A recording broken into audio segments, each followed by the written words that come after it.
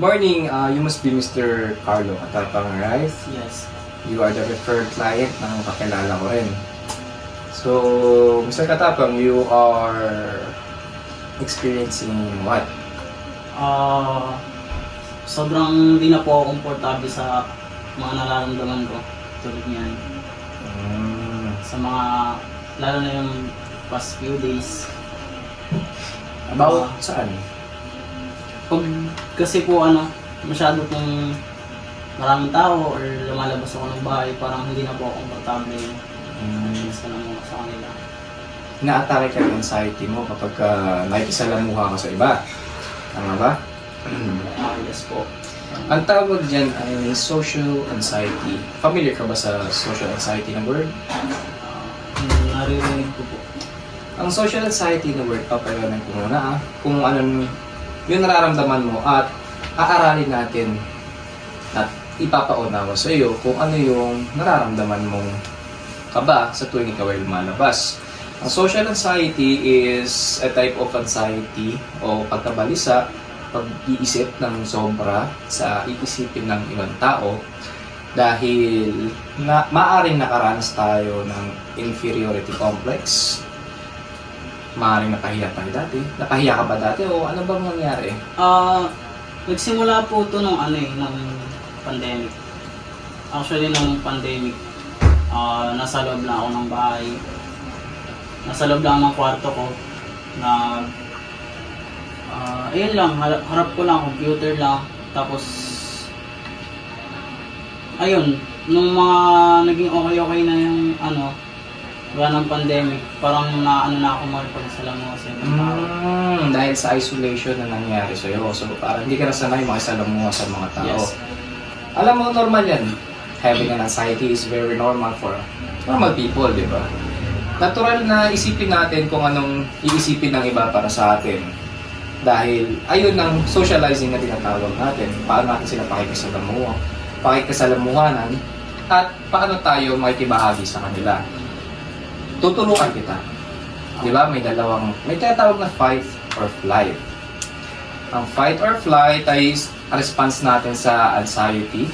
Ang fight ay lalabanan natin yung nararamdaman natin takot. At flight naman, kung hindi natin kinakayanan. Mostly ito kasi nag-ugat to sa survival skills ng tao, ang fight or flight. So, in this scenario, para sa atin, yung fight or flight ay gagamitin natin para matulong sa'yo. At syempre, para mawala at mabawasan natin yung social anxiety mo, kakaroon din tayo ng exposure therapy na tinatawag. Ano po yan? Yung exposure therapy is makikisalamuhan lang tayo sa tao. Socializing. Katulad nitong ginagawa natin, pag-uusap, no? Ang gagawin sa social therapy is makikibahagi tayo sa ibang tao. Kagaya nito, nag-open up ka sa akin, kinakabahan ka ba ngayon o ano bang pakiramdam mo? Actually po, kinakabahan po ako ng una. Pero habang tumatagal naman po. Ano ba mga interest mo? Gusto ko malaman. Nung hindi pa po kasi ang pandemic, nagbabasketball po ako. Pero nung natigil na po yung computer na lang po. Active ka dati, no? Physically active. Ayun, pwede tayo makipaglaro sa ibang tao nung muling makipaglaro para mag-health cream tayo. Malaking tulong din kasi pagka naglalabas tayo ng sa katawan, ng mga toxins sa pagiging physically active. Ayun. Kumusta ba yung mo ngayon? Sinusubukan ko po siyang baguhin. Kaya po lumapit ako sa inyo para makakuha rin po ng information at kung ano bang pwedeng baguhin sa akin, anong pwede kong gawin. Kaya, Madami tayong pwedeng i-explore, Carl.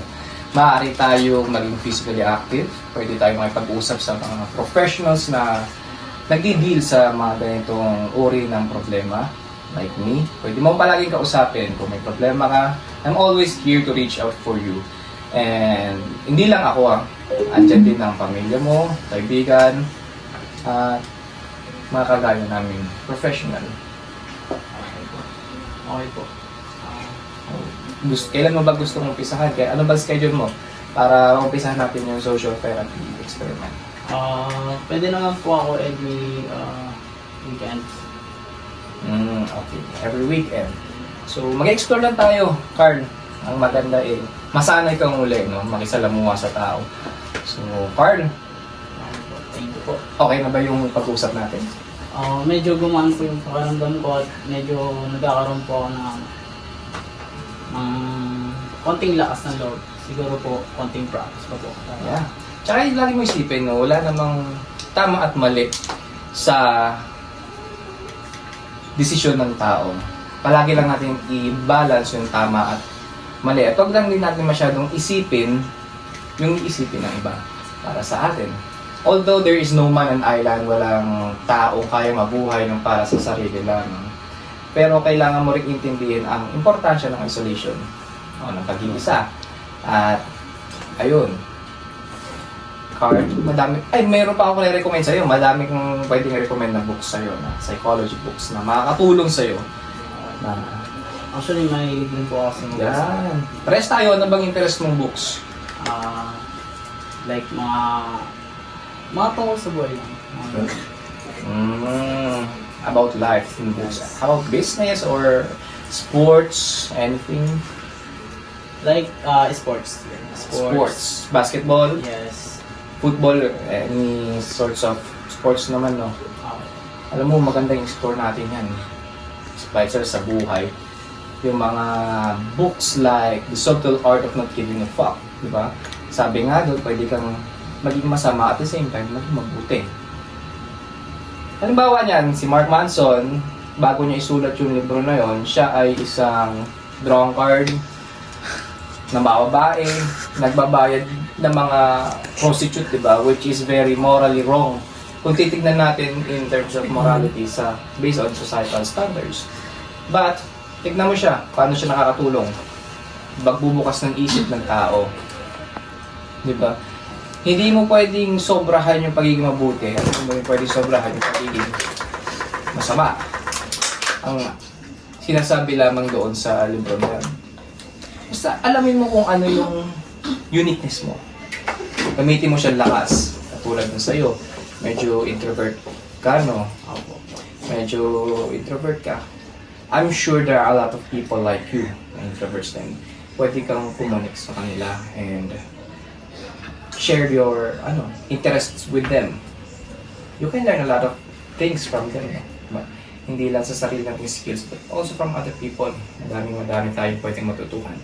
And even from me, natututo ako sa'yo dahil alam ko, nalalaman ko yung mga experiences mo and nagagamit ko yun as foundation, no, na makatulong din at pag-aralan yung mga ganung bagay.